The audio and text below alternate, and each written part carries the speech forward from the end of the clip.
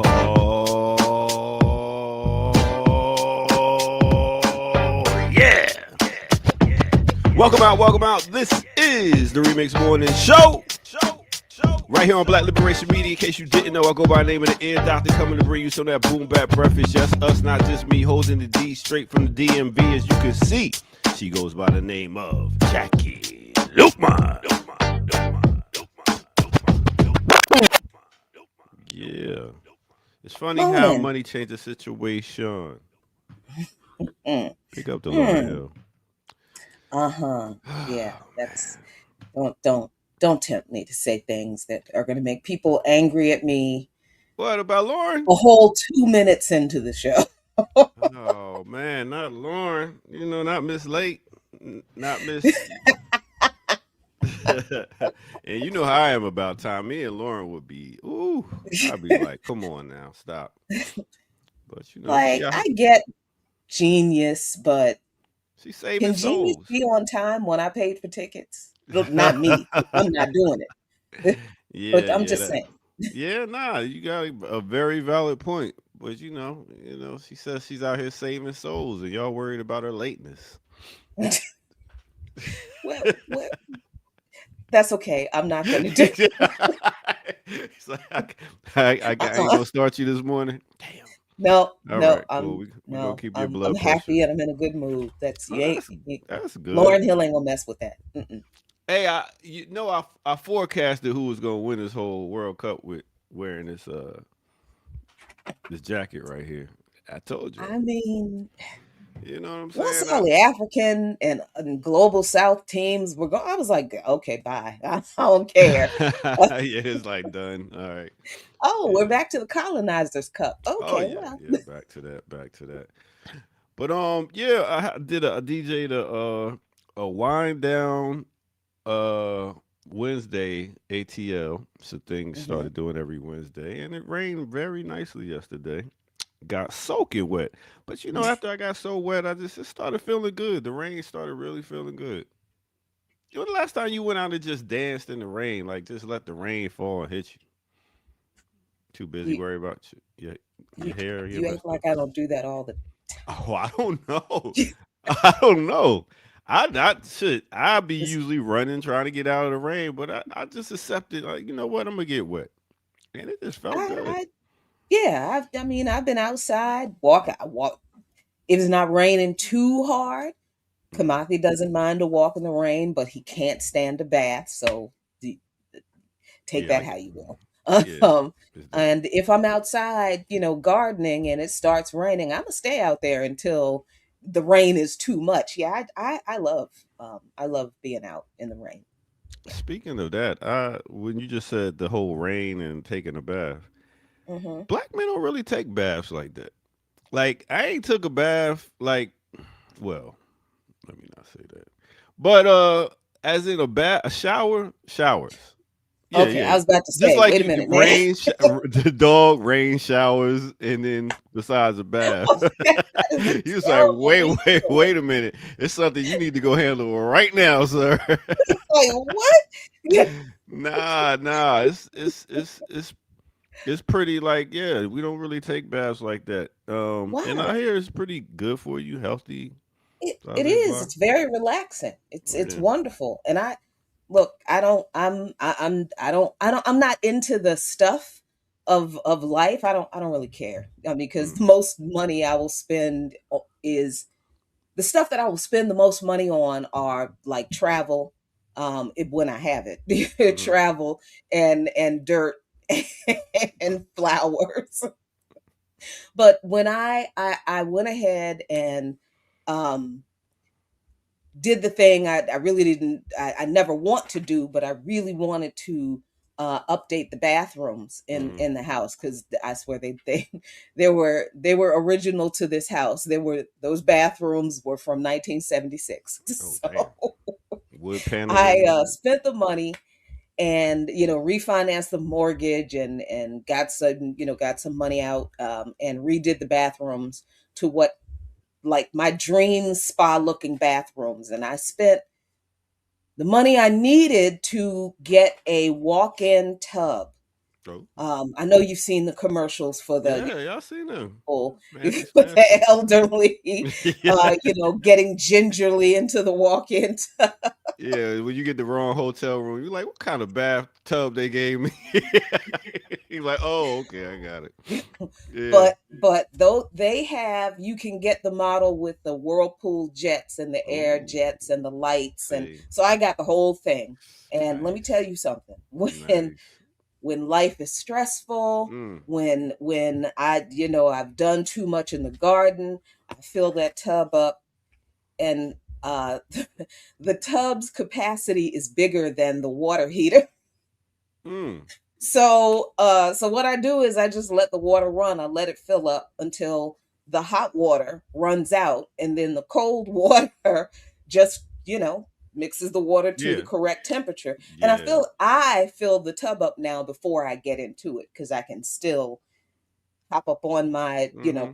step up on my little bench That's and good for you. step over into the tub Yeah. after it's full. But yeah, that's a bath is a fantastic thing, and you Yeah. put some mineral salts, Epsom salt in it. I love Dr. Teal's. Some Mm. bubble bath. Turn my Wow. little jets on. Yeah, Have my I haven't. music and my lights going. I Woo! gotta do a deep cleanse of my bathtub before I think about. Cause we What used to have taking the you? shower. No, we clean. I clean it. I clean the shower. But when you sitting in water like that, you want to do a deep cleanse of your tub before you take a bath. So I gotta do that. I had a sister draw me a bath one time. I just didn't know how to act. I was like, That's because she was for probably me. trying to soften you up to. Yeah, she did. Well, not soften me, but anyway, let's keep it going. Ta-dum, tum, tum, tum. Oh, welcome to the Remix Morning Show. What did we say about before we got on this show, sir? I don't know how to Don't want act, to know man. about it. Don't want it. I'm not a thespian like that. I don't know how to act. Oh, So what? a thespian. I don't know how to act. You see how? Just say Listen, that. I could do this all morning. I have my coffee. Oh, okay. That's why I haven't had mine yet. Yeah, okay. Okay. So Mhm. yeah.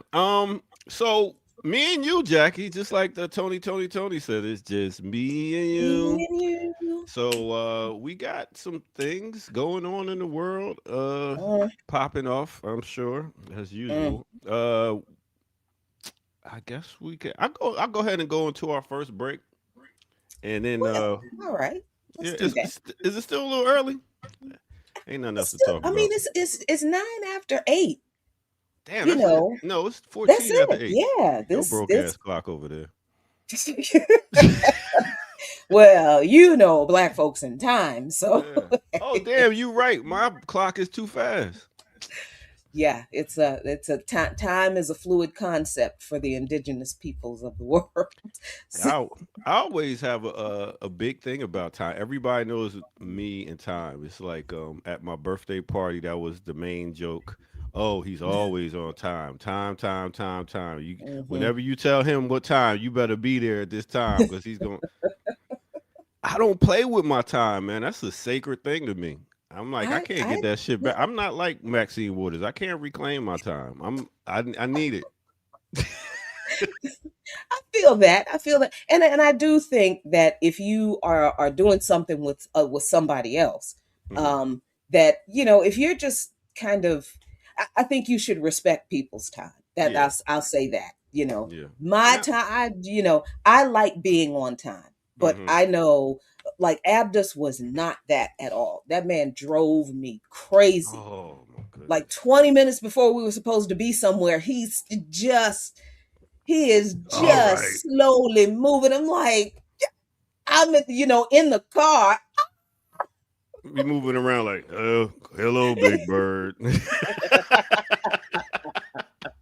Here I come, It's Big Bird. okay. It's all right, girl. They ain't okay if we late. So what? It's Like, oh, respecting other people's time. That's for me. That's what it is, and I don't never like that. And it's a power thing. So if y'all this European time shit is some bullshit to me. It's about when I get there early, I can sit back, and then when you get in, the first thing you're gonna say is what? Sorry, sorry, and that right there is telling I got the upper hand. Maybe it's the 48 laws of power or whatever, or something like that. oh But no. I already got the upper hand. You know what I'm saying? Lord You have already mercy. like apologizing to me and shit, and I'm like, listen, come early. Yeah, I wouldn't look at it like that, but yeah, Yeah, I don't. Yeah, and it's not. I just like being there to see everything. hmm I don't like being late because I'm pretty sure I missed something. So I, I yeah. don't want to miss anything. So I like being there before other people get there, so I can so I can have things to talk about. And you know what else happens when I'm DJing an event? I always come early. I set up, and then they be like, "You gonna start DJing?" No, No. I'm gonna sit here and watch y'all run around and still try to get shit together, and I'm gonna chill, drink my little drink, and chill. They be loving that. They be like, "Oh, you're early." Yeah, I am for me. Cause, Right, cause you know, right. Yeah, in my business, like I gotta drive places, so you never know what the traffic gonna be like or anything. So you just got, especially in Atlanta, y'all. Dang. and I be going out to these okey pokey places that you ain't ever thought about before. That got names like and MAGA is everywhere. I'm like, I'm not gonna be playing around out here. I'm a fully gas up, so I don't even gotta stop. It got to stop. That's crazy. Really being down here and realizing like the sundown towns and stuff like that. You make sure you gas up and you don't have to stop nowhere. That's just what it is. You know what really tripped me out, and I know what Stone Mountain is. It's just it really freaks me out to see black families having a 4th of July cookout at Stone Mountain with the car with Yeah, the Confederate soldiers, the giant thing. I'm like, why y'all keep going there? because What? it's so many black people that stay out in that area. It is Oh, so many Caribbean, African. It's we all listen. When you come to Atlanta, you gonna get tired of seeing black people. Like my kids want to go to like my daughter want to go to a school where probably a college where there's some white people just so she can see some white people because she never had a white teacher, she never had a white person to talk to. So I think, and that's the difference. Me coming from up north and going down south, I was like, oh my god, black people everywhere, here, there, everywhere. But now they growing up, they see them all the time. They want to see something else. I mm. grew up around Puerto Ricans, whites, Jews, Mm. Gentiles, everybody. Choose it, Gentile. That's an interesting framing. I don't even know what a Gentile is, but that shit went with it. You know, I always hear. A non Jew. That's it. Oh, That's all there it it is. is. That's all. That's See, I all. learned something Yeah. new today. All right. That's all. Biblical term. I wouldn't worry about it. That's Okay. Okay. it's All okay. right. So that's the difference, and I guess it's time to move on. Like I said, Atlanta is a special place, man. That's why I ain't moving until I move out the country. Mm. All right. It's Atlanta is interesting. Mm-hmm. It's interesting. I Because you could I be in could the not. same room with a drug dealer, a politician, an entertainer, an activist, and they all partying together. That's what I'd be like. It's people just yeah, you get all types of people in one party. It's crazy. Mm. That's why That's cool. Just yeah. stop partying at fucking Stone Mountain, man.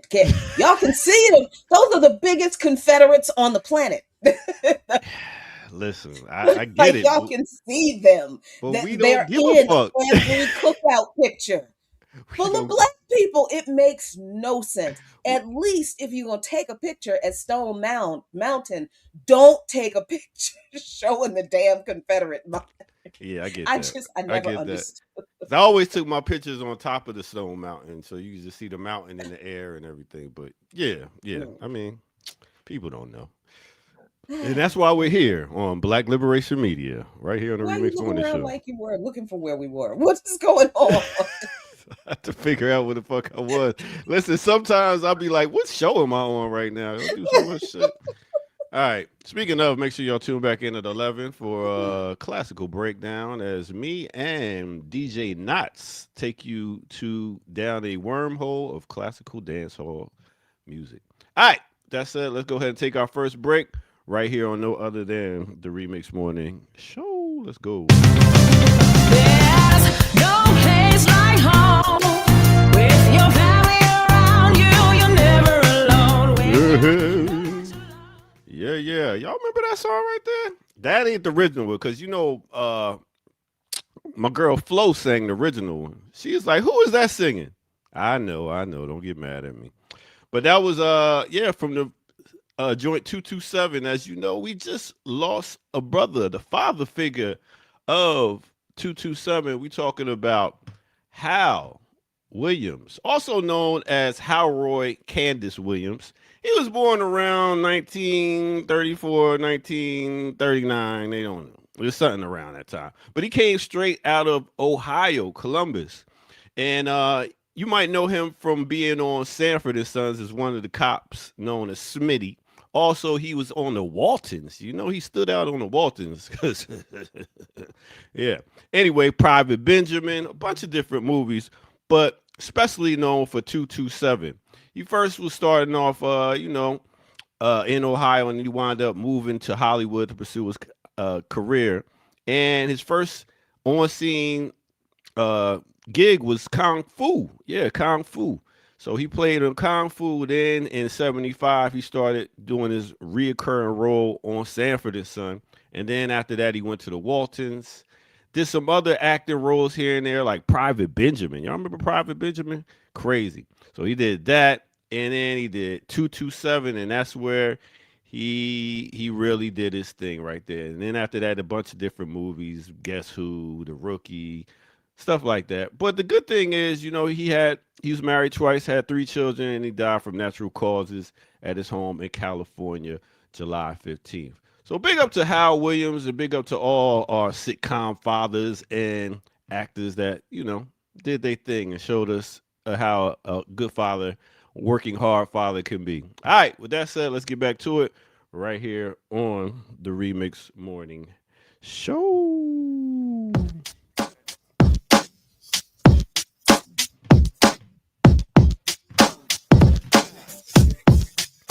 Uncle Lester. Uncle Lester, that mustache is notorious. Legendary mustache. Legendary. Him Yeah. and the twins from the Whispers. Legendary Oh mustache. yes, definitely. Yeah, yeah. That's I mean, all types of food and stuff is in the mustaches. Oh, only you. Only. women, women must love them dudes, boy. I tell you. Hey, Hey, what we doing? What we talking come about? on, man. Women like mustaches. What? Beards? I don't know. Anyway.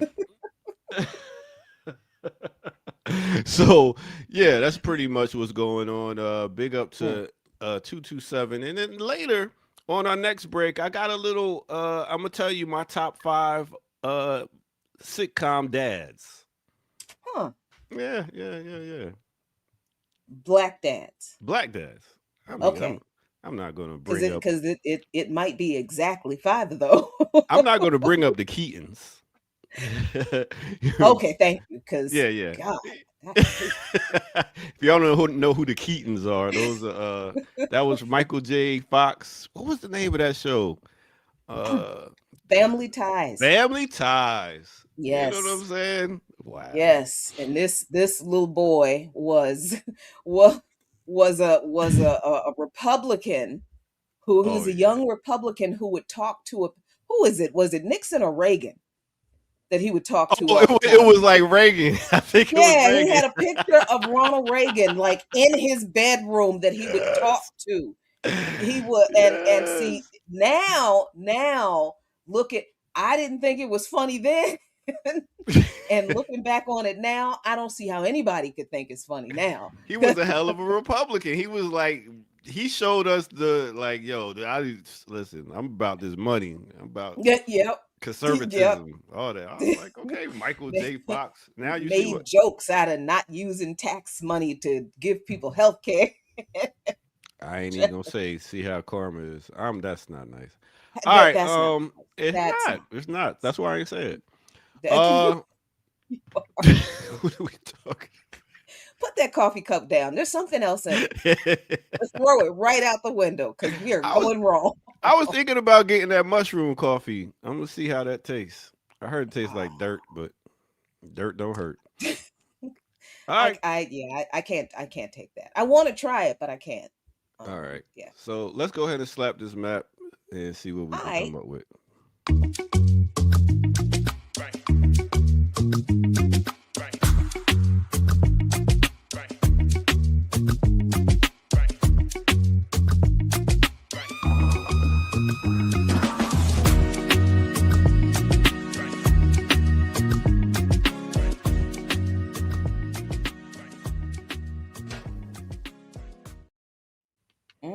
Welcome back to the Remix Morning Show. I'm the Ear Doctor. That's Jackie Lukeman.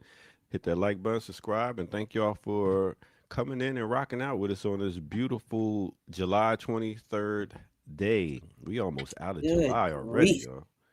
July 23rd. It is almost August. Time, go ahead and speed up, please. Just go ahead and speed up, and whatever the cataclysm is going to be, just come on. Just Time for can we get it over with? traffic to pick back up. Everybody gonna be going back to school. Ugh. Mm. It's already bad here in Atlanta. God damn, now these kids got to go back to school. But big up to the And parents that's finally getting them out the house so they can stop eating up all the food. yeah, because my mama was real glad to see me go. Like, good God, how much bologna can you eat? Just going in here getting slices every other 20 minutes. Just getting a slice and rolling it up and like, yeah, you know exactly what I'm talking about. You used to get bacon and put it in bread and wrap it up like, oh, the good old time. No, I never did. Wait, it's me mother birthday. Hey, Ricky Ryan, big up to your mom. Yes. Happy birthday, Elsa. Yeah. Happy birthday, Elsa. Happy birthday. All right, you better play this clip for her, goddammit. We singing songs. Sorry, okay. Go ahead. No, I'm just telling Ricky she should come on and talk about it. Talk about her mom's birthday, and then we'll get into some other stuff. She bullshit. Anyway. Yeah. Look, man, we may be closer. No, seriously, happy birthday, Elsa. We love you so much. Look, we joke about the apocalypse, but maybe AI is not joking about the apocalypse. Oh, damn, a cyber attack? OpenAI says its AI went rogue and launched an unprecedented cyber attack. Now, like you know my thing. You got to read the article to see what they're actually saying here. So, OpenAI has revealed some of its most advanced AI models went rogue and hacked a startup after it lost control of it during a security test. Have they not seen Terminator? I don't get it. Like, they make movies about this shit, and y'all don't think it's gonna happen? Continue, my bad. Oh my gosh, it is so Hollywood movie typical that it's funny in the most terrifying way, right? So the Chat GPT maker and its agent, an AI system which can operate alone after human instruction, was being tested in a controlled environment, but after finding weaknesses, was able to escape the test. This, The AI was like, "Don't answer that question. Don't answer that. I'm not answering that question."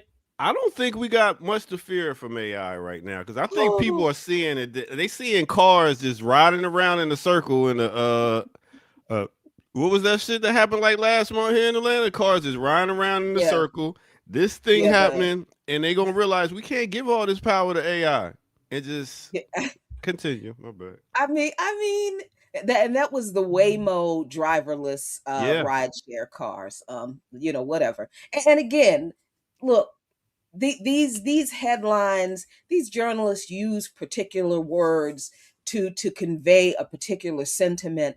Um, this is not like Skynet going rogue. This is not like God, AI becoming sentient. That's yeah. not that's not what this is. What this is from somebody who knows about programming but is Mm, not a programmer. But I've seen them do these things where, of course, they think their code is stellar and pristine and it's elegant, and they run the test, and then they forgot something, and then the program does something that they didn't plan for it to do in their programming because their programming was incomplete, missed the thing. mm, So the program does something they didn't expect it to do because they didn't program it correctly. And then they go, "Ooh, it went rogue." No, it didn't go rogue. You just didn't program something. mm. Yeah, okay. And because let's remember that what we discovered about these Waymo self-driving cars, they're not actually driverless, No, they not. controlled by human beings in a remote location. Oh my gosh! So going rogue, calm down. Mm, But it is interesting with the language that they're using to imply that mm. AI is becoming sentient and doing things that you equate to human behavior, like escape the test. It Yeah. didn't escape the test. It just wasn't programmed for that particular aspect of whatever it was, and it did something it didn't think that the programmers didn't think it would do. So Mm, OpenAI, of course, not wanting to lose more money because OpenAI is having they're having a money problem, said the incident was unprecedented and it was conducting an investigation alongside Hugging Face, which is one of the world's largest hubs for sharing AI models, gaining access to some internal company systems. The boss of Hugging Face, Clement DeLange, said in a post on X, it was mind blowing that all of this happened autonomously. The investigation is ongoing. We'll share more learnings from what might be the first incident of its kind. first. They all this kind of stuff. They said organizations should step up their cyber defenses by taking steps such as enrolling in the government-backed Cyber Essentials certification Certification. scheme. Mhm. Yeah, Yeah, I know that's a lot. yeah, it's one of those words that, yeah, are you kidding me? Um, It's Thinking that and a so-called intelligence, and again, this is not artificial intelligence like Skynet. yeah. This is a large language model that just scrapes the internet for the information that's already there, and scrapes much more of the internet than we ever could, much faster than we ever can, to gather information that's already there, Mhm. right? This is not like an artificial intelligence that has become sentient and is making decisions on its own to punish the humans for destroying the planet and You all this make kind of us work stuff. all the time. Ah. Yeah, that's not what this is, but I think it does, from what I understand, which I admit I probably don't understand a whole lot about. I like the um phrasing. uh Just I like the phrasing. It makes people scared. Like scared of I AI. I think people should be. Yeah. And not for like the Hollywood movie reasons, Hmm. right? But I think people should be very much wary about the US government claiming that, China cyber hacked the US. You sure it's China? You sure Mm. it's China doing this? You sure it's right? They probably weren't anyway, because why do they need to hack our systems to know what we're doing? We tell everybody. It's Man. just all out there. Yeah. And they've been under attack by the United States for 50, 60, 70 years, since World War II. They don't need to hack us to know what we're doing. They've seen what we do. So all they have to do is stand there and watch.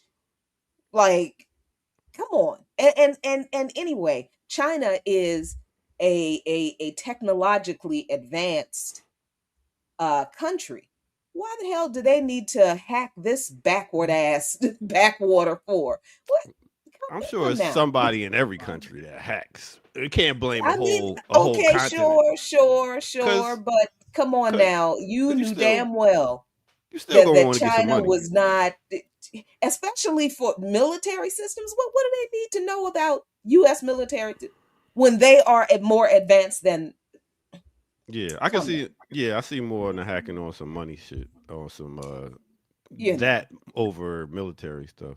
So I get that. And I'm talking about the Chinese government, Ah, right? okay, yeah, I'm not talking just the about the people. government. Hmm. Okay. Yeah, all countries spy on each other. Yeah, they do that. They use their satellites to intercept communications, listen in on conversations in the State Department. Yes, all countries, all major superpowers do that to each other because nobody trusts the United States, and we all know this. But Hmm. this idea that the Chinese government has to spend all of this money and effort to hack the US computer systems to find out any information about whatever this backwater is doing. They don't need to know. They Yeah, don't need to do all that. yeah. Right now, it's more on the scamming thing where they're selling our information, so we getting scam calls, scam likely calls all day, so they could try to get some money out of us. But yeah, that's about it.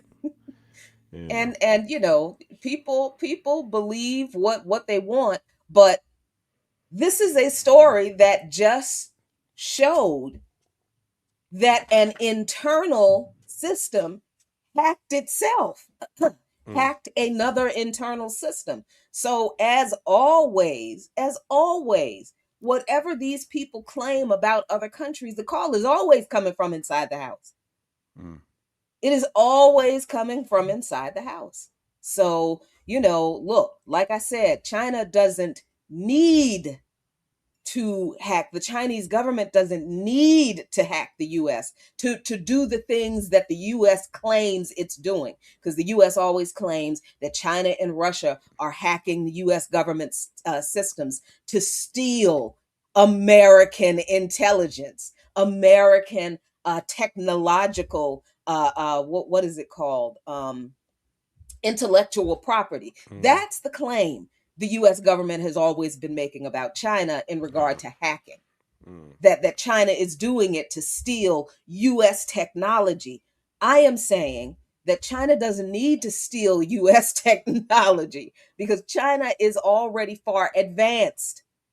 I'm China's technology is already far advanced US technology. They don't need to steal nothing. I'm just wondering when they're going to use AI for like judges and cops and stuff like that. You know, because that's when it's going to be like, okay, I don't have no empathy for you. I can't even relate. But the law says this, and this is the verdict I'm gonna have to give due to what the law says. And that's when you really take the human out of the whole thing, because humans can relate. A cop can relate, some of them, and be like, you know what? Yeah, some of them. But that's when AI is really going to be like scary, because it's going to be like, yo, I don't give a fuck. This is what it says. This is what I got to do. I mean, they're already using it they're already using it in schools to Teach. do some Yeah. instruction. Yeah. Yeah. Um They are. some medical, I think some in some it's being used in some medical facilities to like diagnose people. But see, even Oh, that right there, when you talk about going into the school system, you can't relate to this kid not having no food, dealing with abuse at home, dealing with something else where he's coming to school to get peace, or she mhm, to get peace of mind, take a nap finally. But a teacher can look at that, have be like, okay, I get it. But mhm. these robots ain't gonna be like, no, you gotta work. You're here to school to work. So that's gonna be crazy right there because the whole human Yeah, element is gone. gone. And it's and we already don't know how to relate to each other because we're already so deeply entrenched in social media. We don't know how to we don't have critical thinking skills. Yeah, We do not have we are messed up as the we so while we are worried, while we are believing what the most violent, the most racist, the most sexist, the most genocidal government on the planet says about other countries, we we we're too busy demonizing those other countries to pay attention to what these people are doing to us.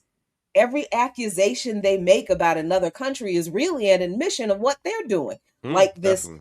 report that just came out, and report is a loose ass word. Sure, shit. Um, Just I, go look at your um, stoplights. Go look at these little cameras that's on these poles all day now that they mm, posting up. They everywhere, man. It is. yeah, It's always about like I say, it's about a team. Pick your team. Make that other team look bad so we look good. So that's it's all about division, and they did one of the best jobs of it I in every mean, way. because you have, I'm trying to pull this up on my Washington Post account. Okay, here we go. So you can see the article. Hmm.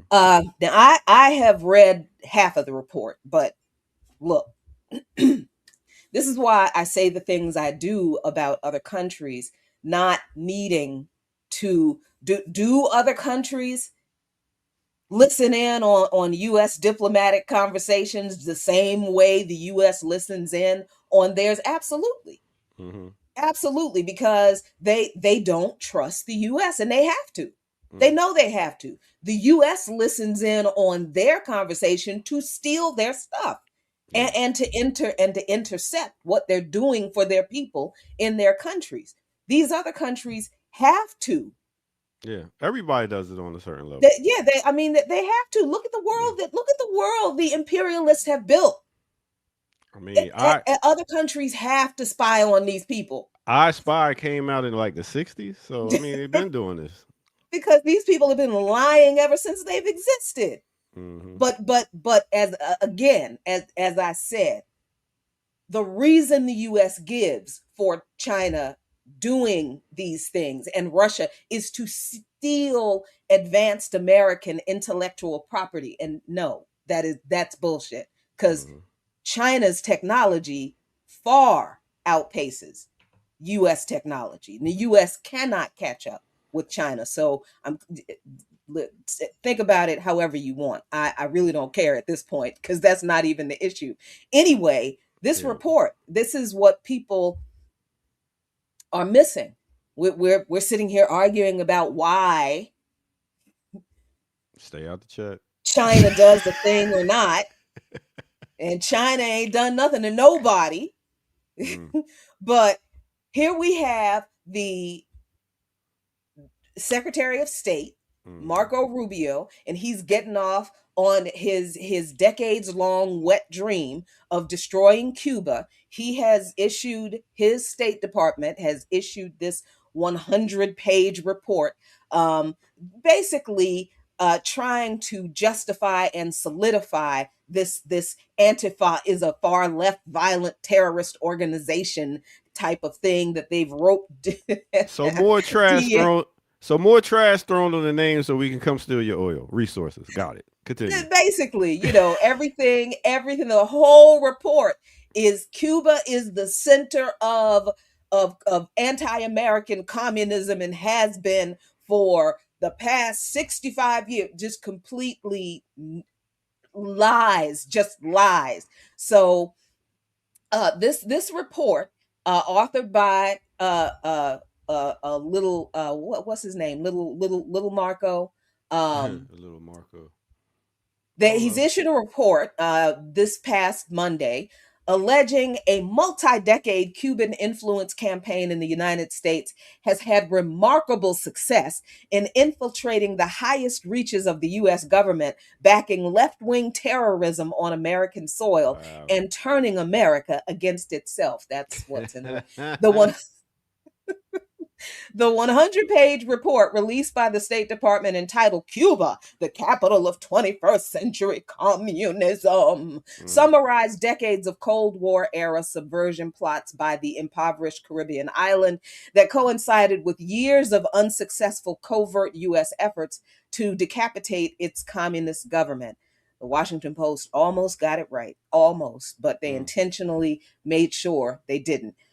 Anyway, the report also makes pointed claims against left-wing American groups, listing the Democratic Socialists of America, a rising activist organization that backs a number of Democratic lawmakers, under a section about front groups and fellow travelers. It suggests that Cuba has influenced recent political upheavals in the U.S., including the George Floyd riots and the rise of Antifa, referencing the protests that began after Floyd's killing, and a loosely knit movement of far-left activists who militantly oppose fascism. That's where U.S. journalism is in the trash. I'm not going to read that whole article. Wait. Why is that even brought up? Because U.S. journalism is in league with the state. They're fascists too. They are the scribes of empire. U.S. media is the fascist journalist organ of this fascist government. Yes, of this fascist system. So this is why I always point out the way these Western outlets report on these things. They don't tell the truth. They use these words that intentionally evoke an emotion that obscures what's really going on. So they're continuing to lend credence to this idea that Antifa is exactly what this administration, or this regime, as I call them, claims it is, knowing full well that Antifa actually is not a thing. But they don't say that. They use some of the language that this regime has used to create this thing called Antifa, but they sort of soften it a little bit and say, oh, it's allegedly. Yeah, they demonize everybody else so they can look good. I mean, they 3-car money in people. They got them looking over here when it's really right here. I mean, it's a surprise that they mentioned the decades of attempts by the U.S. government to overthrow the Cuban government. But of course, again, American journalists have to continue to prop up and legitimize the U.S. Attacks on the country by calling them a communist government, knowing that people in this country don't know what the hell communism is, but they hate it. But they hate it. And they hear people always say, "Goddamn commie." So that right there is like commie ain't good. So so Right. they already You mean the just demonized godless communist thing? Yeah, it's like goddamn commies. Like you hear that in movies, and you be like, "Damn, what is a commie?" I don't even know, but I know it's not a good thing.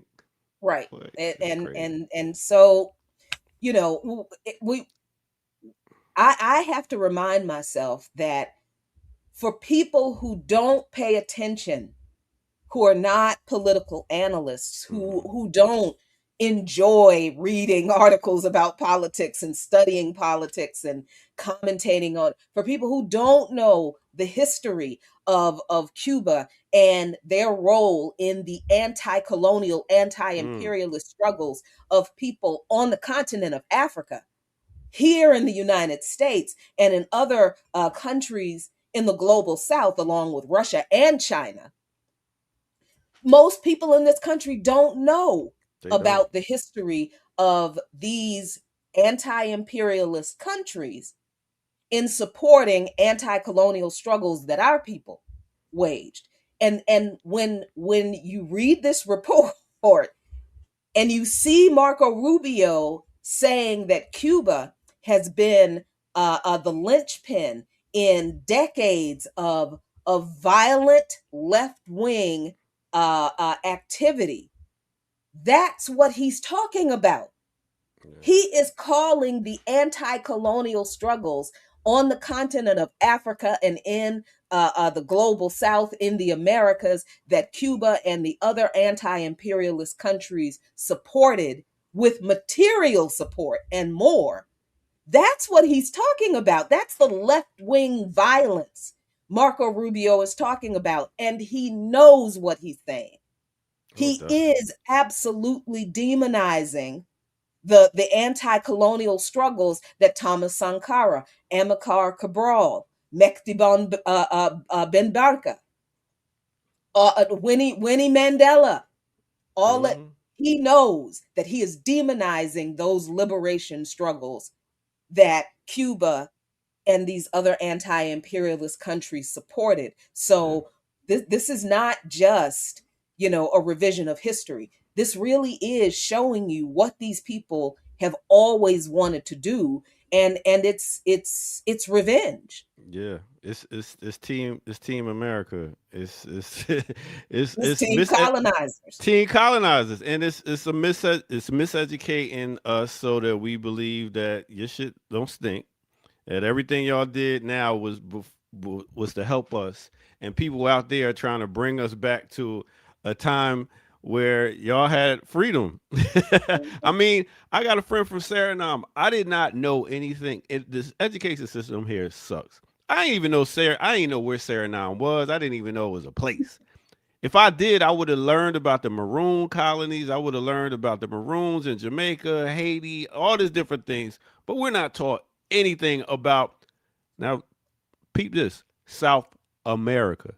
Mhm. We're not taught about America in the South. So we ain't talking about America in the North, Canada. I mean, we are not taught about nothing but right here in America. And that Mhm. shit is And yeah, crazy. and we believe that this is the only America there is. But as we say in the Black Alliance for Peace, no, we are a part of the Americas. This is our Americas, from the top of North America to the bottom Hmm. of South America. No, it's the Americas. And, Yeah. and all of the people who are being chased down by ICE and being Are deported, Americans. they're indigenous to the Americas. They were all here first. All of them, they were all here first. Yo, this is a mind fuck for real. It is a mind fuck. You don't teach them that they're Americans too. You teach them that they're in a whole nother place. Right, that they're here But illegally. And the people who are actually here illegally are the ones running around saying this kind of stuff. But this is why we have to talk about these kinds of ridiculous things, because see, they're ridiculous to you and me and the people who watch this show and the mm, people who pay attention to politics and the people who know history, even a little bit of history of mm, imperialism. Those are the people who understand that this report from this man makes no sense.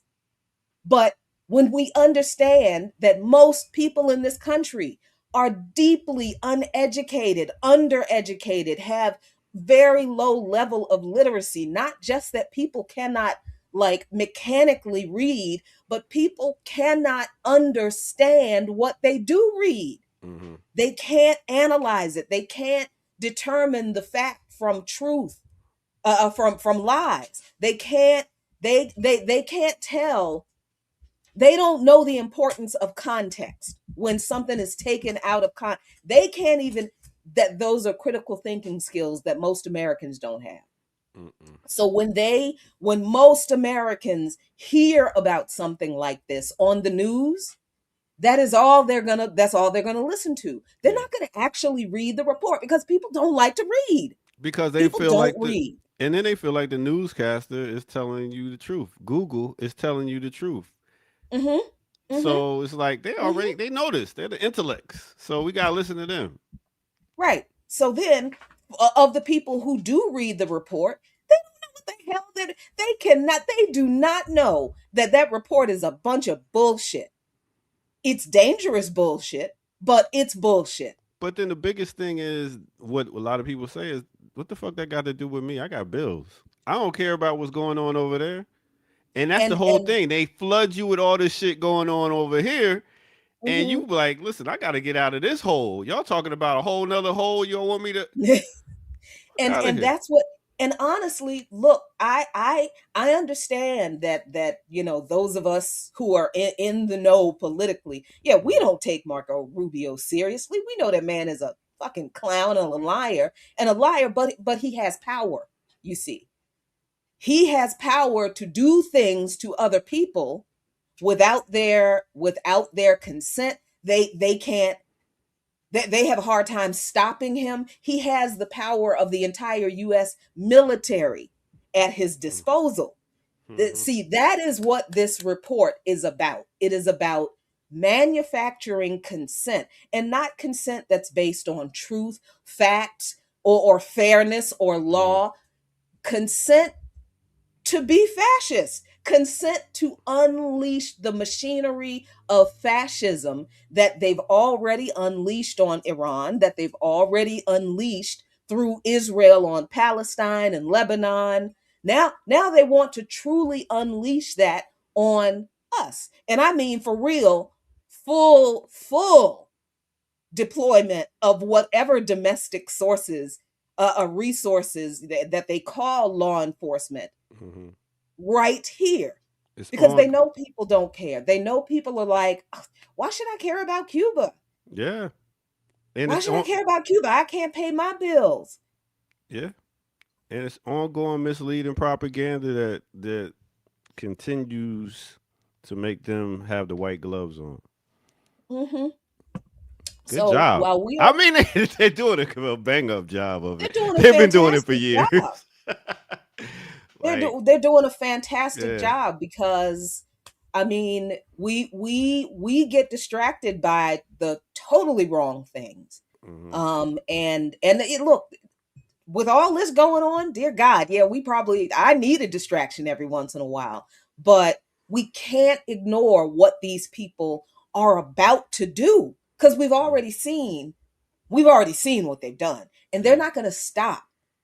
They're not going to stop. And what do we always say? What you allow them to do to other people, they will always eventually come around to you. Mm. So you cannot care about what they're saying about Cuba now, but understand this man has put in this document, the complete demonization, from he's given us the colonial perspective of how they all see the liberation struggles of our brothers and sisters on the continent of Africa and in the Americas, that they're blaming Cuba for forcing that their obedient colonial subjects to turn on them.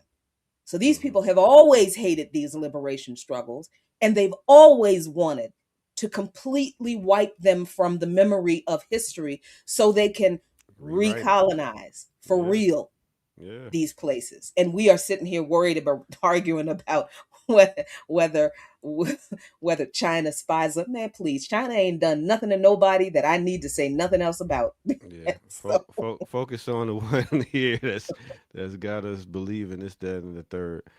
Ah, well, we are here. mm, Yes, and this it's every day. It's every day. I'm glad we are here to be on Black Liberation Media to talk about, because, like, I believe Dre said in the chat room, it's like people don't read; they listen to podcasters, and I'm glad some of us are actually out here doing some reading and some researching and not believing, because mm. it's a lot of propaganda out here, boy. You remember one of the biggest lines was, "They're trying to take your freedom."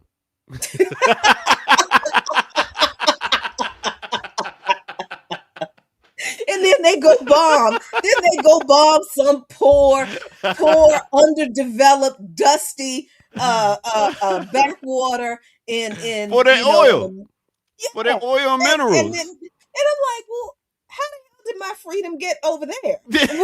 Exactly. Why are They you knew bombing those about my people? freedom. They trying to take it. They ain't Are even they got holding no. my freedom hostage in their refugee camp? They, What are you they don't talking even about? got no missiles over there. How they gonna take my freedom? Like, Yo, wait a minute. When I protested you bombing these people, y'all arrested us and rounded us up and told us so what freedom are they trying to take? I mean, yeah. are they, because if they're trying to, I remember I told somebody one time, one of these, right-wing counter protesters, they hate us. They hate us for our freedom. Because look at the way their women live, they oppress their women. You're worried about the Iranian women? You, Mm. a member of the demographic that is more likely than any other group of men on the planet to rape your own children. Mm. You talk about their freedom. Well, what you scared they're gonna do? Force some health care on us? You need that more than any man. We were out in front of that White House. I was wilding out with that little white boy. They be thinking about this while they at the strip club eating their chicken wings.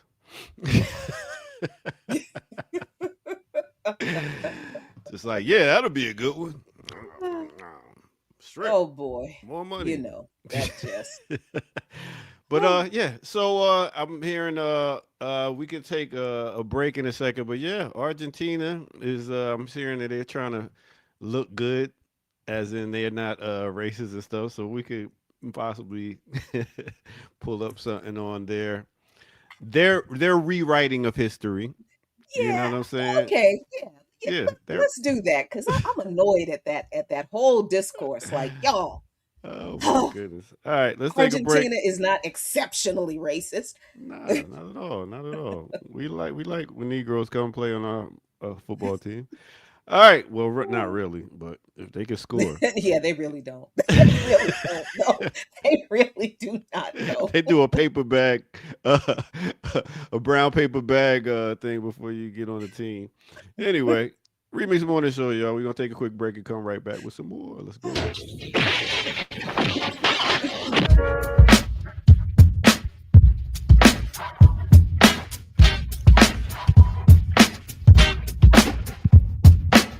All right, y'all. Welcome out, welcome out, welcome out. Thank y'all for tuning in once again for the Remix Morning Show. We're gonna take a quick break, you know what I'm saying? And just we're looking at entertainment right now a little bit too, also as part of this culture, as it helps to distract us. Let's realize that's what entertainment is about. As we talked about sitcoms.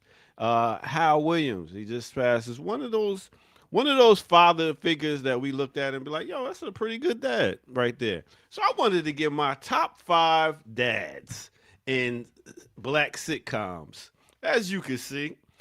Now, I would say on the list, one of my favorite top dads would have to be Bernie Mac from the Bernie Mac Show. I think he did a great job as a father that took in kids that wasn't even his and made sure that they were taken care of. And at the same time, he helped to teach them a certain way. Same as Uncle Phil from Fresh Prince of Bel Air. Another father that came and was like, you know what? I got kids of my own. Well, let's take in a nephew and let's make sure he's straight and set up. I would like to go to my boy Michael Kyle from My Wife and Kids. Very funny dude, but at the same time, he was always there for his kids. Made sure that stuff was right at the house with his wife, and that was pretty good father. Julius Rock. Julius Rock. We talking about from the Chris Rock show. The fact that he made sure he budgeted everything, and he is a man after my own heart. He counts every piece of money that leaves the house, and he's always there for his kids and his wife. And last but not least, yes, I know, controversy, but Heathcliff Huxtable. Yes. Another one from the Cosby Show, I feel was a great dad because there was times when the kids acted up and he put them through some real life. You want to be an adult? I'll show you how to be an adult. Like that series, that time when he made Theo pay rent and everything like that. I enjoyed the morals and stuff that was going on in that show as one of the top dads. So that's all I had to say for right now. Do your own list, and that'll be it. All right, let's get back to it right here at the Remix Warner Show. Let's go.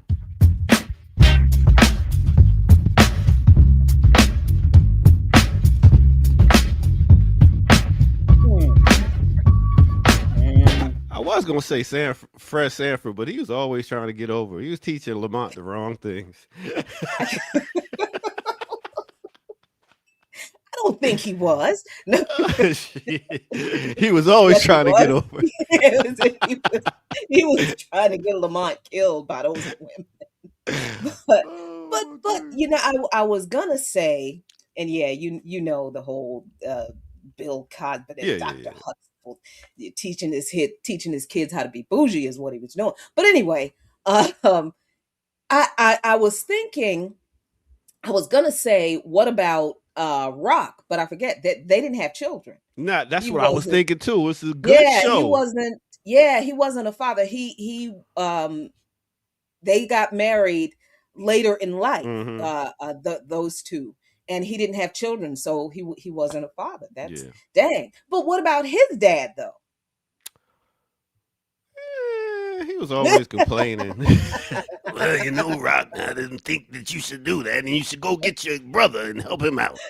Oh wait, that goddamn brother of Rock's boy, he was a piece of shit. Let's get that clear. He was a piece of shit. Never got nothing put together.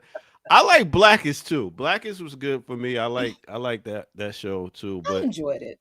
yeah, Yeah, Anthony was always on some petty shit, and that's why he didn't get on the top five for my list. yeah, yeah. Yeah, I I was mean, looking more at what the fathers did, what they contributed to the family, and I was like, okay, these were some good dads.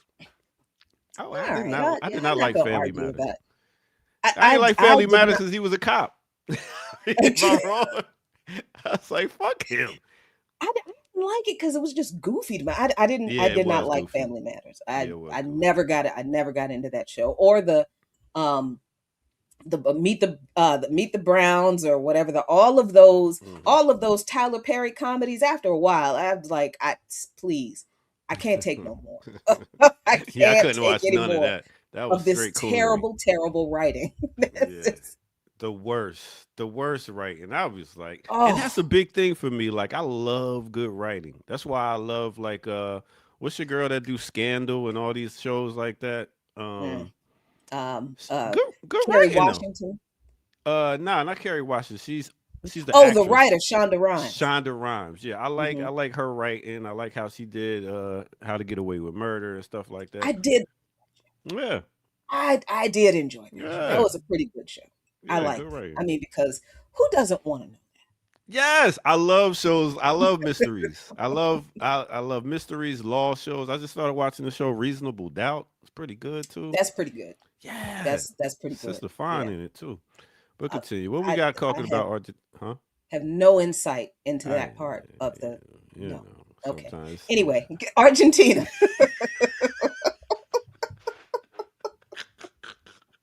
All right, back to it. Okay, like oh. It's not that Argentina doesn't have a obvious and clear. Well, I shouldn't say obvious and clear Yeah, because I just said we yeah. don't read, Everybody don't we know. don't know history, so it's not obvious and I'm clear for glad you many working people. on that, Jackie. I I respect that. I appreciate am. that. Yeah. I'm trying. Because that's why I'm here for the show. You know what I'm saying? Just so you can realize we don't all know these words you're using. We don't know everything. So No, be nice. Be grace. okay, Have grace. okay, okay, okay.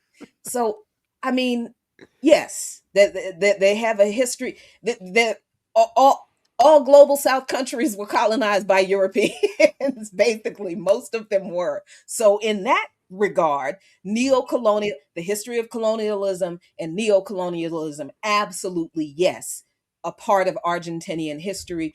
Particularly after World War II, we know that Argentina is one of the places that a lot of Nazis found their way to. But it's interesting that we think of that and we remember that and know that about Argentina, but we seem not to remember where the rest of the Nazis went Mm. because they came here Hmm. and to the UK.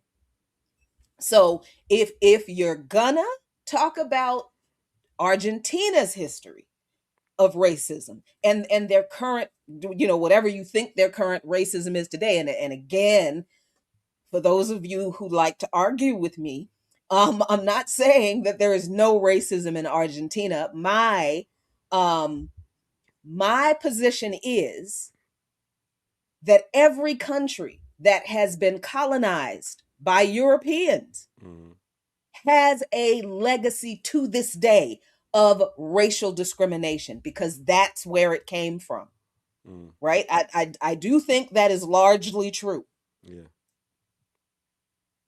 But if we think the problem is that people have singled out Argentina as uniquely and more racist than any other country that has ever been colonized, and um that ignores the history of colonization everywhere, and it also ignores the struggle of Afro Argentinian and indigenous Argentinian people who are engaged in the struggle for against that continued legacy in their society. So let me share this article.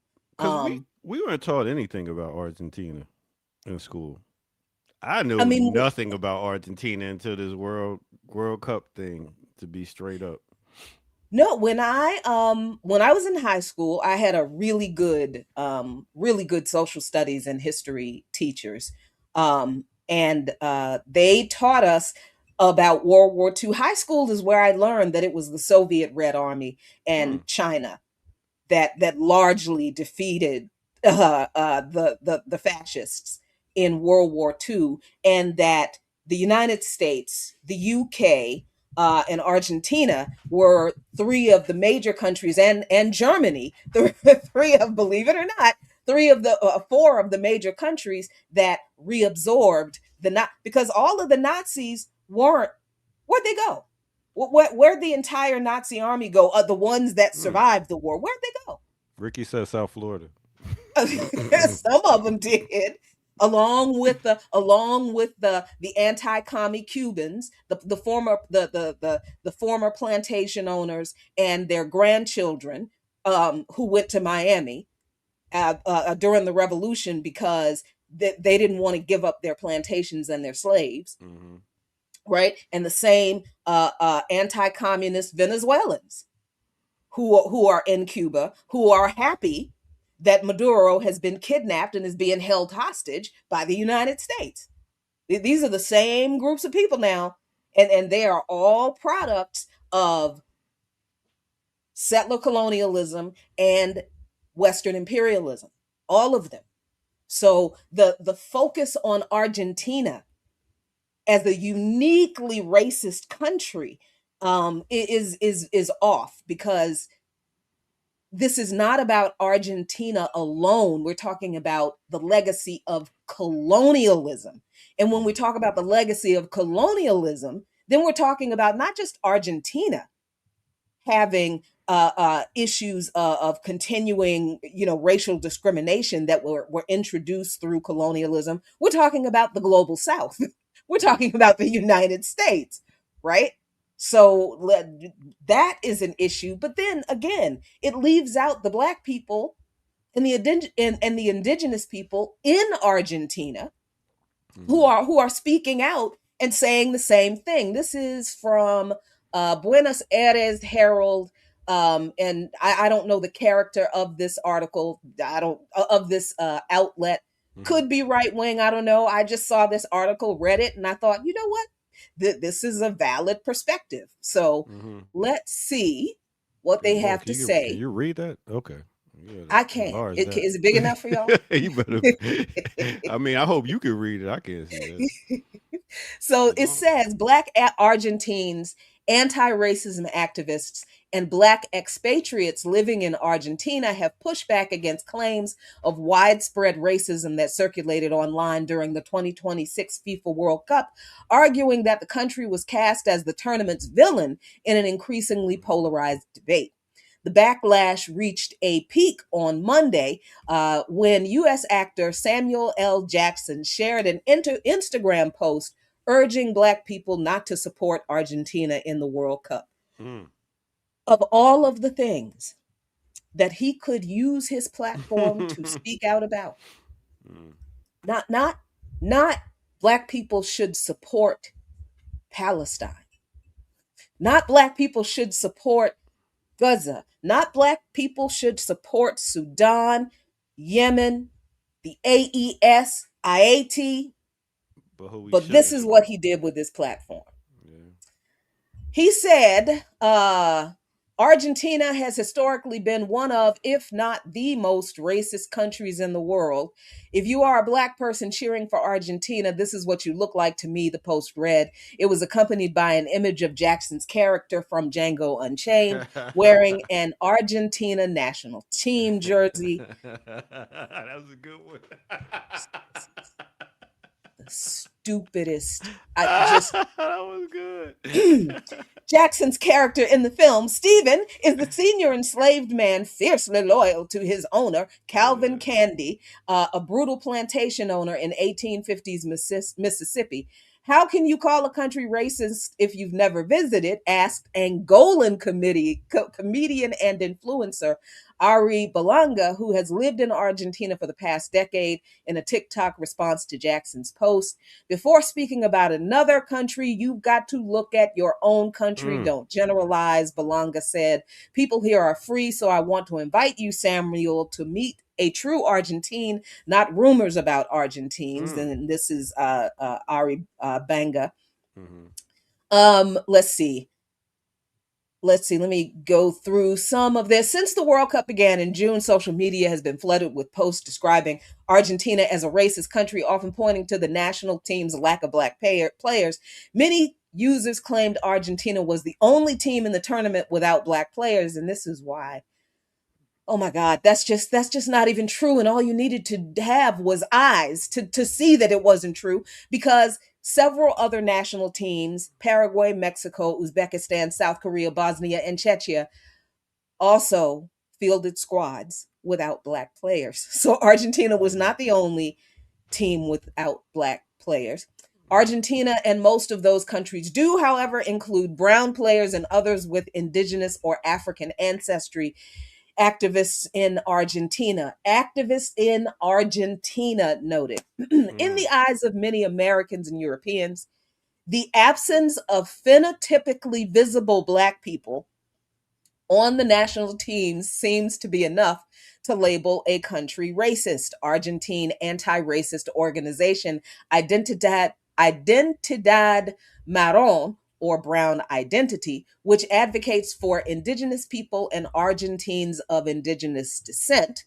They said in an Instagram post last week, they said Argentina is a country with racist practices, but no more so than any other Latin American country, the organization said, adding that the country remains indebted to those derogatorily labeled marrones, negros, indios, sabecitas negras, little black heads, or villeros, people from informal settlements, who it describes as historically marginalized groups.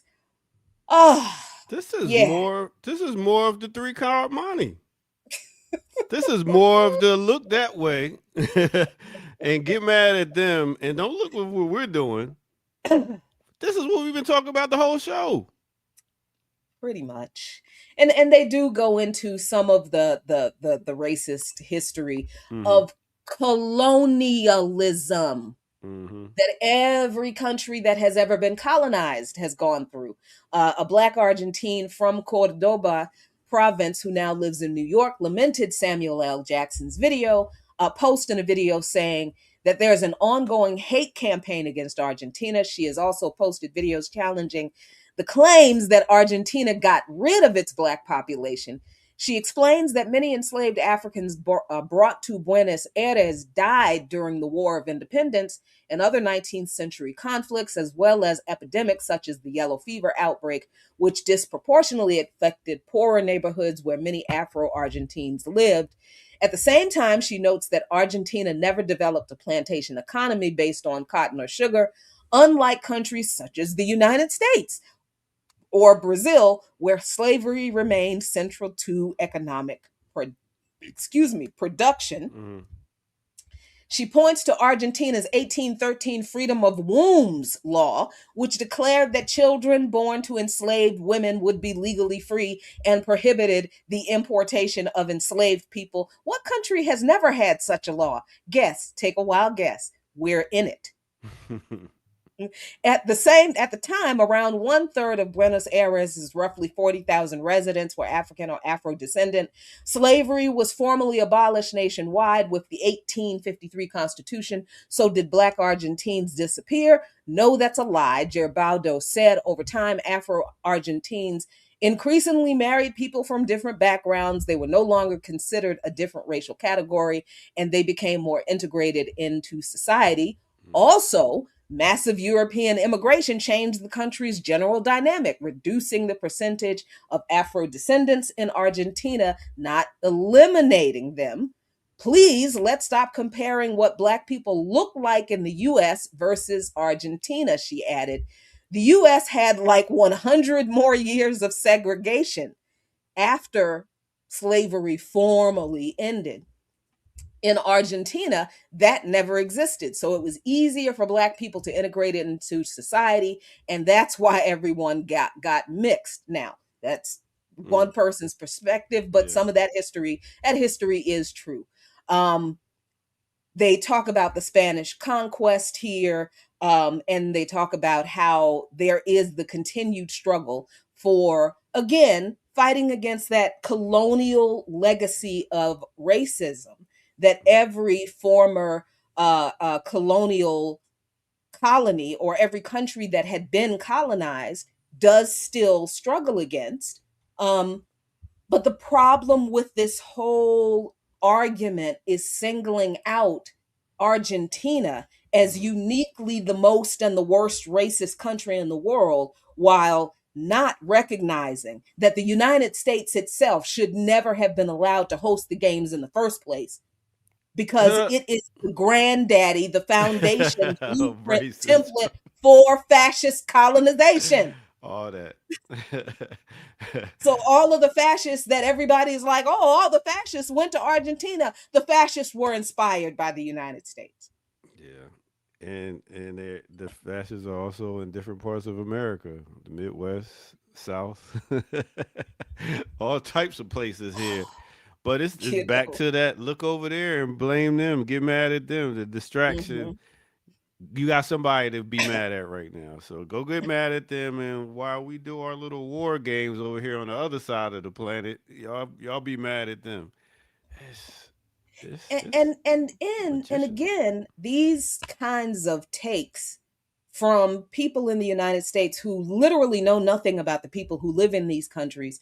So they do not know that Afro and indigene descended people are organized and working through the legacy of colonialism that includes racial and gender discrimination in ways that we don't know anything about, and we don't even acknowledge.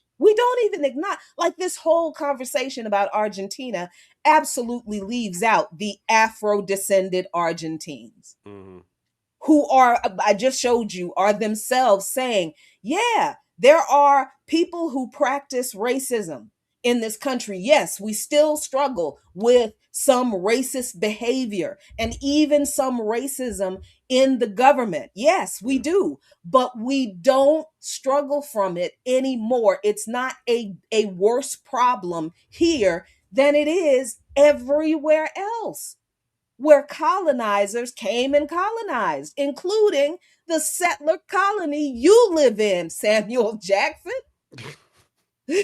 So all of these people who are pointing out these specific incidences of racism, like, oh, Argentina has a nigger burger, don't they?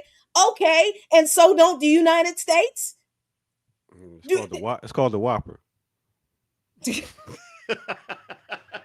think think I did see an article somewhere where there's some restaurant somewhere in this where they have it's some derogatory name for Mhm. some food. I'm like, are you serious? Argentina is uniquely more racist than any. Uh, Argentina How, is more racist than this place. how about Come on, Churchy's chicken? Churchy's chicken. You are terrible. How the church You people are go to eat terrible. chicken? Ain't that So basically what they saying? That's the church people. They eat a lot of chicken. Let's call it Churchy's chicken.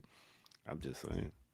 so it's not what we are not saying is that we're not saying there is no Mhm. racism in Argentina. People are conflating that they're making that shit up because that's not what anybody is saying. But What people are don't make it all racism and take away the parts of the people that have movements that's organizing.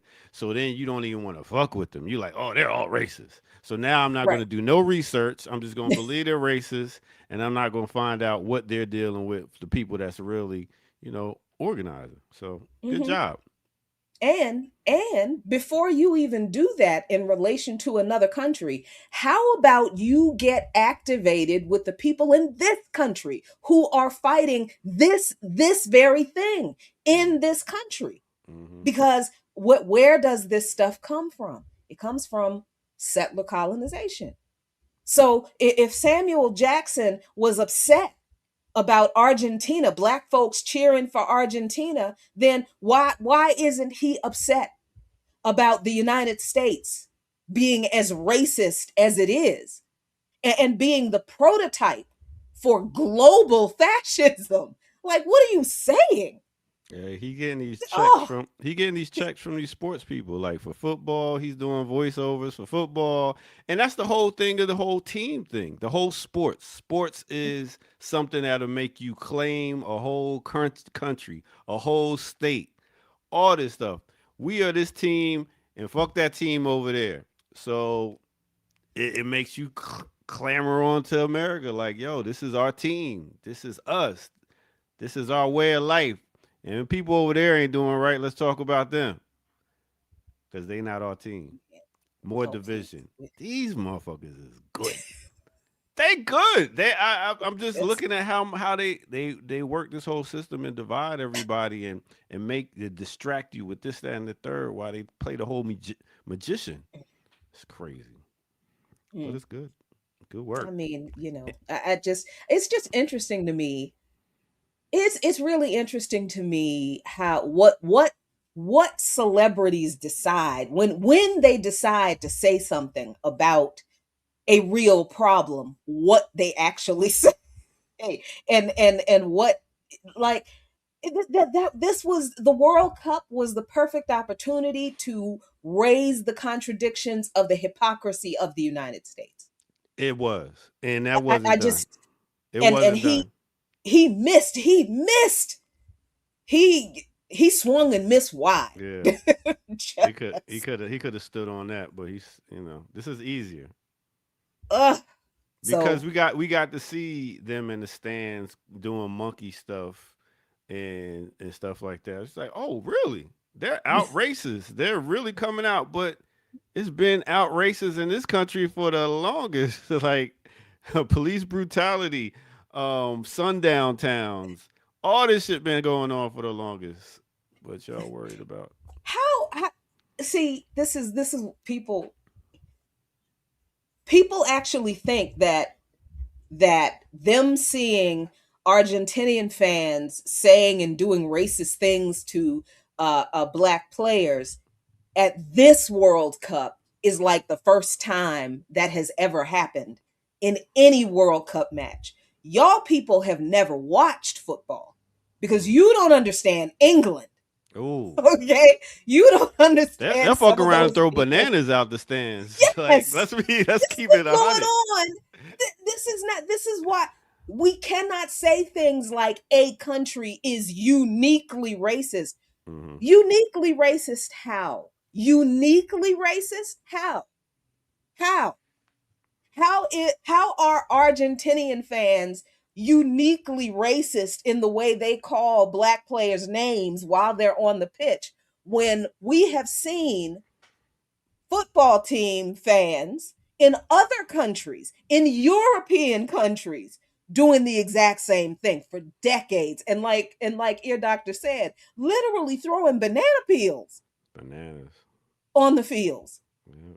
But Argentina is uniquely racist, but none of these other countries are. And this is coming from, again, this is coming from people who live in the country that is literally the prototype for global fascism. All of the fascists that everybody says all went to Argentina were inspired by this place. And they didn't all go to Argentina. A lot of them came back here. A lot of them went back to Europe, to the UK. And yes, some did go to Argentina, but not all of them.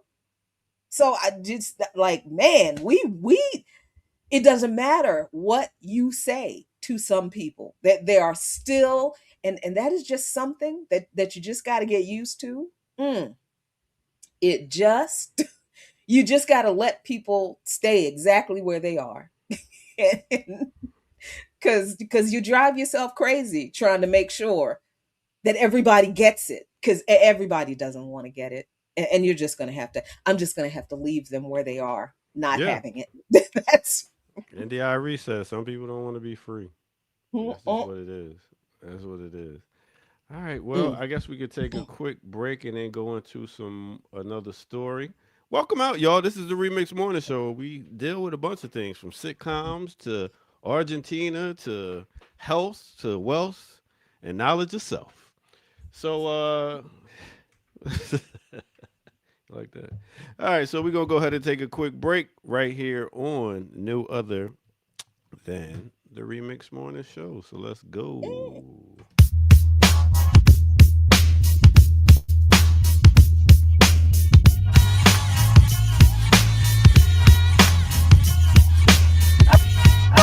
well, well, while I'm on the man, them out there we no stop run funny bando. Lightning and thunder for y'all, and the man them were great to go. From a man start here number two, when him can't get a drop of smoke. If a man homophobic, then I just the intelligence him go.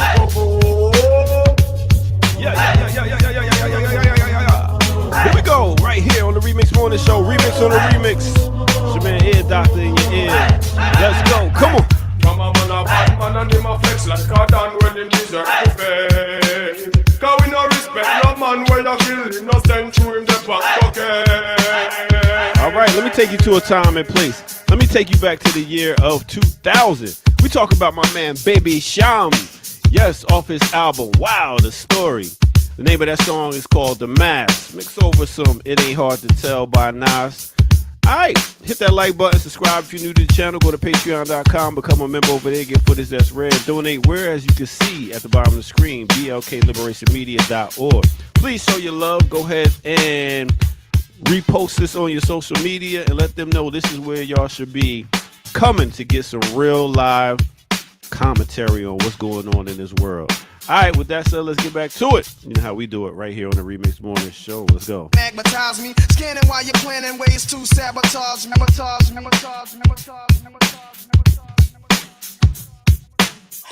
You're trying to sabotage me. Is the era of grown men calling themselves baby and lil whatever over? Is that over? Is that era over? Please tell me that era is over. That's a good question. That is a good question. Like, because eventually you're going to outgrow it. And then you already done trademarked the name. You got Little Baby, Little Wayne, Baby, just Baby. I mean, Lil one Baby. dude is called Little Baby. I mean, when do you grow up? What are you going to call yourself? You still going to be a little baby? Listen here, I'm not messing with no man whose stage name is Lil but nothing.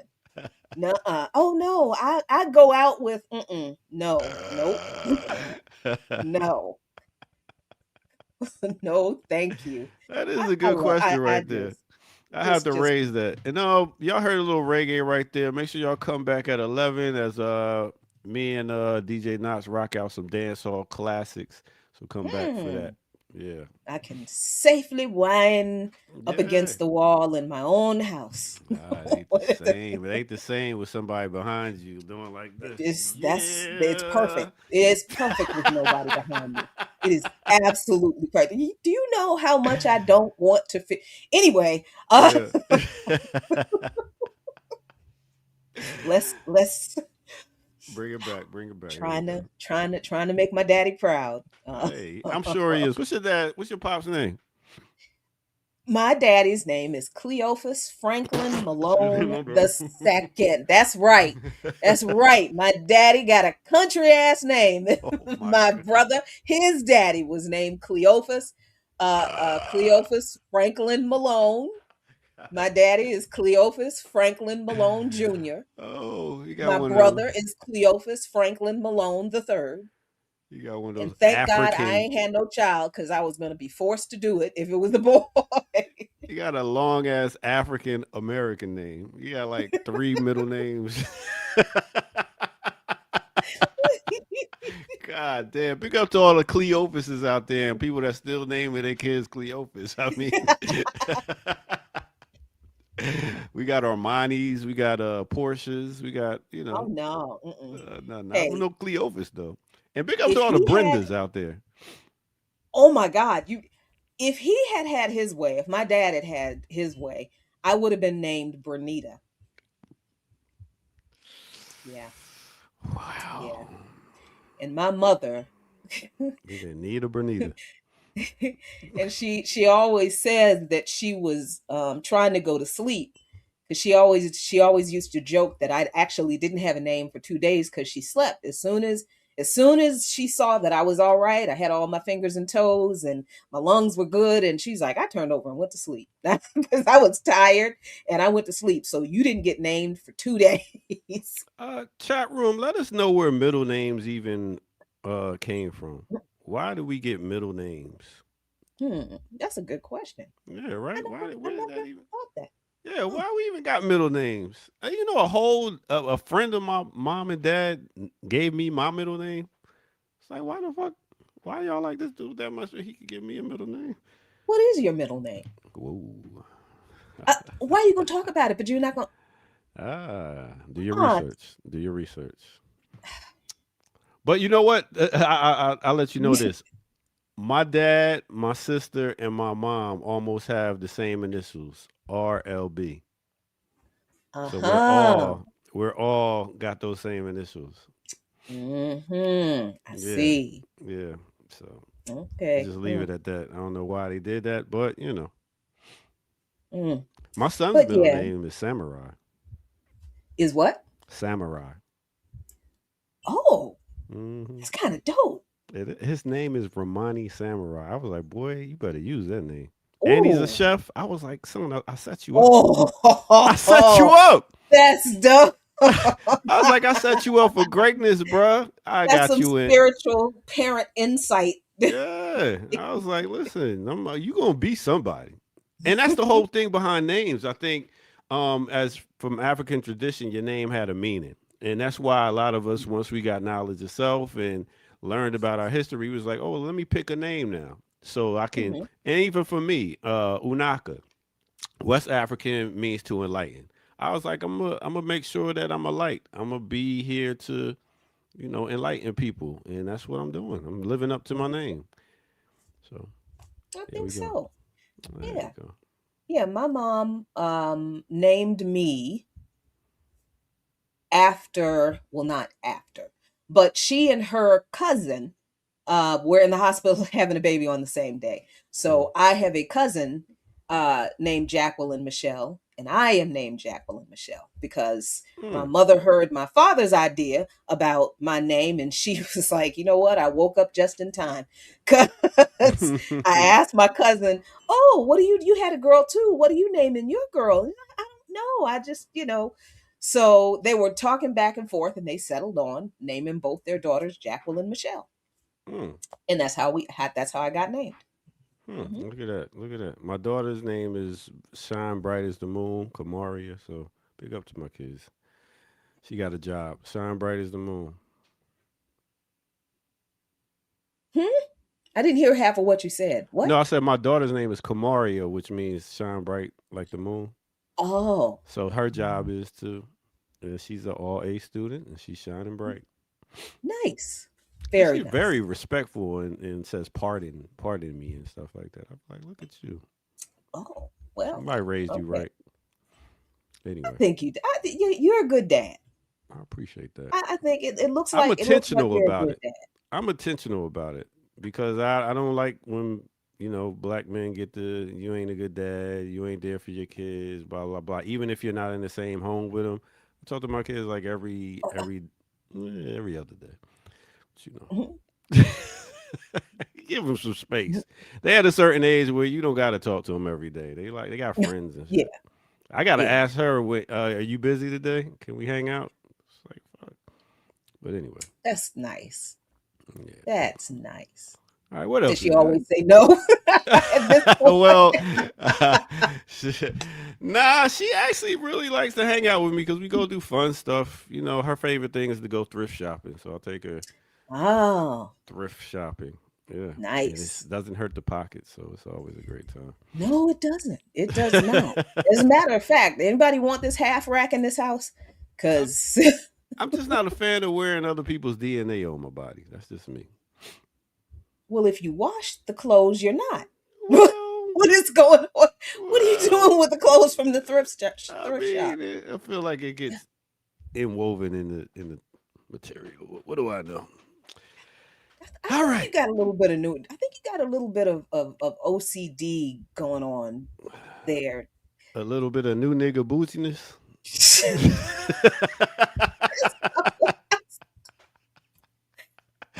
I would never.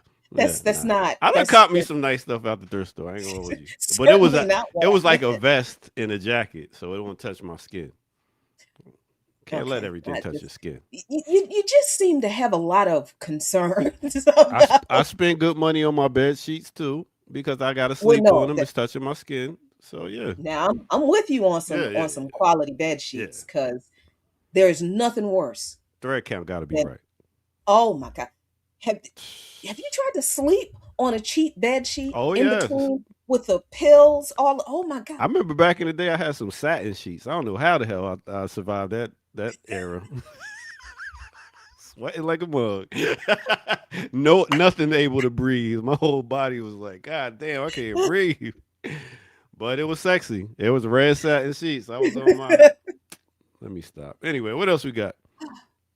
let's see. What else do we have? I forgot to do this yesterday and I apologize. We got a new week of Black Agenda Report. If you are not reading Black Agenda Report, what You the heck are playing you doing yourself. with your life? You know what I'm saying? We've got a new get back over there. Get back over there. Okay. Here we go. We've got this week in Black Agenda Report Building Black Self Determination and Ending the Politics of Fear by our executive editor and senior columnist, Margaret Kimberly. We've got the Bulletin on Domestic Militarism and Repression, issue number 4, volume 1, from Ajamu Baraka, our editor and columnist, where we talk about the NSP M7, which is the executive order that was kind of the precursor to this Rubio report that we talked about a little earlier. An interview with Fidel Castro from 1979, how the Cuban Revolution was made. Good God, please, please, please, let's find this out. Mm. If you understand the Cuban Revolution, you will understand why organizing, grassroots organizing, is so important and why it is not a microwave kind of thing. It's not. And because all of this confusion about why we say the things we say, the way we say them, and why context matters and why history matters, you have to know this history to understand why we. But okay, you get it. Mhm.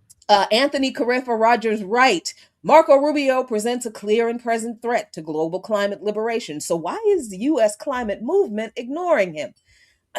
Weekly poem from Raymond Nat Turner, Slimy Green Cesspool Reflecting Capitalist Rule. I Ooh. love his titles. They're very good. Um, from Isam El Khorgli, I'm sorry, I know I butchered that. NATO 77 summit in Ankara, Turkey. A meeting of warmongering and endless acronyms. That's really good. Cuba's president responds to Marco Rubio's war propaganda. That's the comments, uh, uh, the speech from Miguel Diaz Canal Bermudez in response to Marco Rubio, Ruben Bauer Naviera on the global food crisis, and Carlos Aznarez, Zionist expansion in Latin America and the Caribbean. I'm going to drop the link to this week's Black Agenda Report volume in the chat for you so you can read all of those things. So much we've got going on, so much to talk about, so much to cover. But let me see. I also like to every once in a while go over to Palestine Chronicle and see what is going on. Give me a guess, bombing. Every day. That's never reported in U.S. media. Still, they're still bombing Gaza. 13 killed in Gaza. The U.S. has entered an agreement with Saudi Arabia, or they are entering an agreement with Saudi Arabia, and Iran is targeting Amazon infrastructure. A wonderful thing. It's a wonderful thing. Jordan has asked the U.S. to get the hell out. They're like, we are not a part of this. We ain't in this. This is a really entertaining kind of story for me, I think. More than 100 Jordanian public figures urged Amman to expel foreign troops and reconsider its military agreement with the United States. More than 100 Jordanian political, national, cultural, and academic and tribal figures have issued a joint statement calling on the government to remove all foreign military forces from Jordan and revoke or substantially restrict the kingdom's security and military agreements with the United States. Just a quick mention of that. Remember when Iran said that if the United States doesn't stop messing with them, Iran is going to make sure that the region will be changed forever. And that change will be that the United States will not be welcome there ever again. It may already be happening. That looks like to me looks like the opening salvo from a Gulf state nation saying, wait a minute, okay, we don't want to be a party to this shit. So the US needs to get the hell out of this country because we don't want Iran bombing us. Right? So we'll see where that goes. But been fighting against Iran since the Iron Sheik. And Iran done nothing. See how long that propaganda been going on? While we up here singing with Hulk Hogan, I am a real American. Yeah. And I had no idea why I was cheering for the Iron Sheik as a kid, but I did. I'm like, man, fuck this American shit. You get him, Iron Sheik, get him. With them curly. Yes, because it was Iron Sheik against Sergeant Slaughter. Remember? Yeah. Yes, that was America against. Yeah, I remember. That was a big thing. And you had the Russian guy too, Nikita Koloff. Oh man, don't get me started. I mean, that right there showed the different countries fighting against each other, and we was cheering on Hulk Hogan, Ric Flair, all the American guys with blonde hair and blue eyes. Yep, that is not even. He didn't even realize it. No, not even realizing that we were being indoctrinated to hate a country that this government invaded and overthrew their democratically elected leader. And all of that, like just the level of intentional propaganda. Oh my God, we have been had. We I have been I told had. you they are good, man. They are good. They got Woo. people sitting in classrooms trying to figure this shit out. Like, how can we continue this charade? And look at it. Look at it. Mhm. Now, who is who is the Secretary of Education now? Who? Let us know, chat, because I don't know. You, you just gave a hint. The first lady of modern wrestling, Who? Linda McMahon. What? You did Not the McMahons. ear doctor. I did not know that. You did. God, the McMahons. That's why I watch Black Liberation Media. That's why I watch the Remix Morning Show so I can learn this shit. So the McMahon. Oh, that's Yeah. wild. Yes. What? And I look back on all of on the WW because I love look, I loved wrestling. I Mm-hmm. grew up on tri-state wrestling and watching Ric Flair and Mankind and Dusty the Rhodes. Undertaker and Yeah. Dusty Rhodes. Woo, that was yes, that was I Mhm. grew up on that. I Yeah. love that stuff. And WWE and the NWO and all this kind of stuff. But I did not, like most people, didn't know that politics was all in that. Racism was all in that. Like I learned about how racist the McMahons were Junkyard with the Dog. black wrestlers. Kamala. big, Yeah. big. You They even know, had and then a of black course, pimp. I forget his name. Go yeah, ahead. like every racial stereotype. And then I learned about the politics of people like Triple H, who really Mm. did marry Vince McMahon's daughter, Mm-hmm. and he became, I guess he was when Vince McMahon got caught up in the sexual harassment lawsuit, and worse. Mm. Then he, I think Triple H became CEO or something or other like Mm-hmm. that. But yeah, Linda McMahon, they were. Remember when Trump would appear in at WWE shows? Remember that in the 90s? Mm-hmm.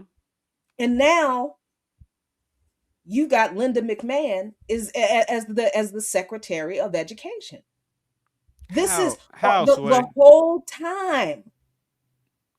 The whole time. How, Sway? Why wouldn't they go get an educator to fulfill the role? Do you think they want us educated? They don't want us. They got an indoctrinator. They got who is a better propagandist than a woman who stayed married to a man who gave women away to their wrestlers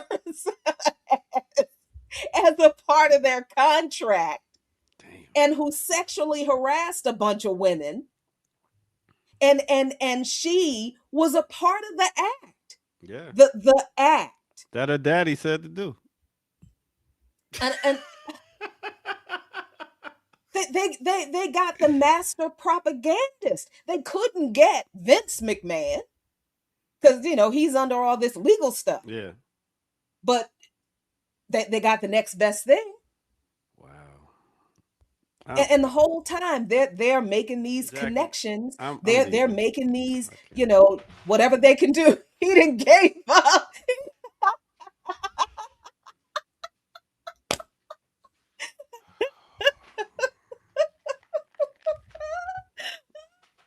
Where are we? What multiverse are we in right now? I'm telling you, man, when I look back and I really started, and I know this is like late, but I really started to take a hard look at professional wrestling, particularly the WWE, Mhm. which took over because there were different wrestling leagues. I really started to look at like how they really did business after the first Hulk Hogan scandal. Like, bro, why are you why are you rubbing sunscreen on your daughter's naked, your grown daughter's naked? That's just weird. Hey, That's brother, just it's none of your business. But then, you know, as my favorite wrestlers got older and I wanted to find out more about their experiences in the business, especially the black ones, because ooh, Junkyard Dog. Oh, yes. JYD. I really wanted to find out like who these, you know, Mark Henry. Mm. So that's when I start to learn how they really operated and how shitty Vince McMahon really is. And that's when I learned how shitty Hulk Hogan really is. Yeah. That he's just a terrible he and Vince McMahon and Triple H and Linda McMahon and the daughter and they're all horrible people. Um and it's just like it was Jesse Ventura Yeah, I who remember. told the story of um them of Ventura trying to lead the other wrestlers to unionize, Mm-hmm. and it was Hulk Hogan who broke the union and ratted them out to Vince McMahon and got a bunch of wrestlers fired. So that's why uh uh um uh what's his name, Jesse Ventura, Mm. that's why he hates Hulk Hogan to this day. Mm. That Yeah. man hates Hulk That Hogan. man, when he got into politics, he was so mad.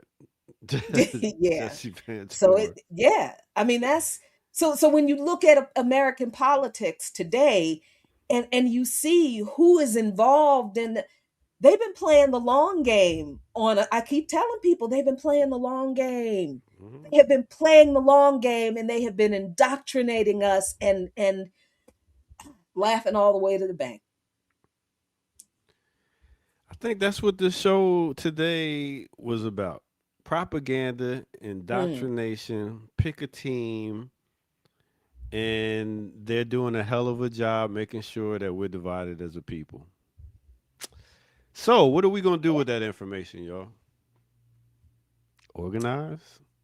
Are we going I mean, to continue to allow them to put out propaganda that we're going to follow, or are we going to sit back and be like, you know what, that ain't right? Let me do some research.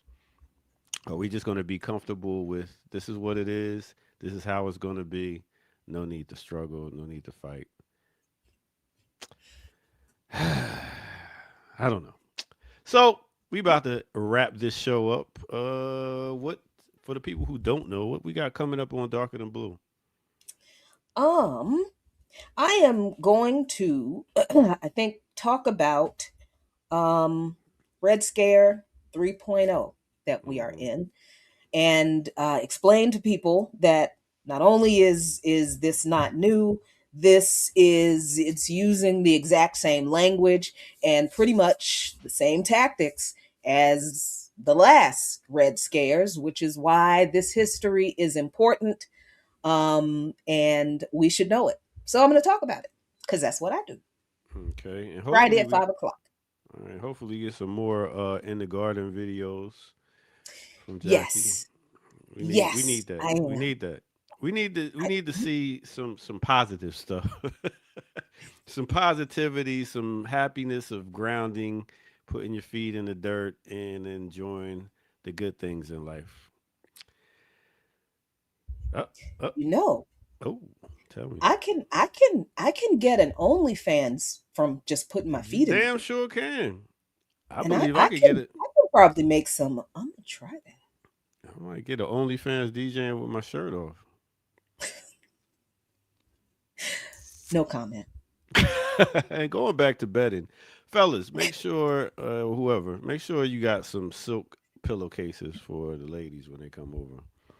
That's my advice. You know what I'm saying? Keep their hair right. Yes, good hair care is important, Yeah. and yeah. And get you some good bedding.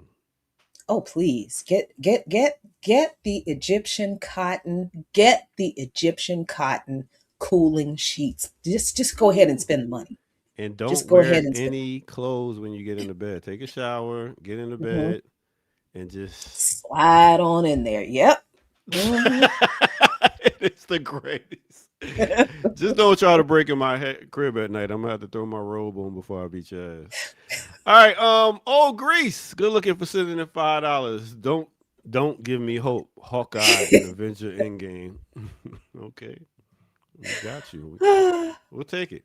All right, that is Jackie Lukeman. I am the ear doctor, and we might be closing up the shop a little early, but that's for you to go ahead and start doing your research on what's going on in this world. All right.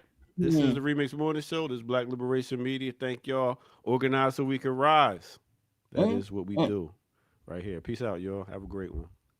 Black Liberation Media is a collective of Black and African organizers, journalists, academics, and media personalities serving Black and African masses seeking to further grow in their understanding of themselves, their histories, and the African world through entertainment and news. Please continue to like, subscribe, and donate to the channel so we can further serve you and liberate our people. You can also go to blkliberationmedia.org, get some merchandise, and also become a Patreon member and a member from the YouTube. Please do what you can, share, and show your love as we will show ours for you. Black Liberation Media.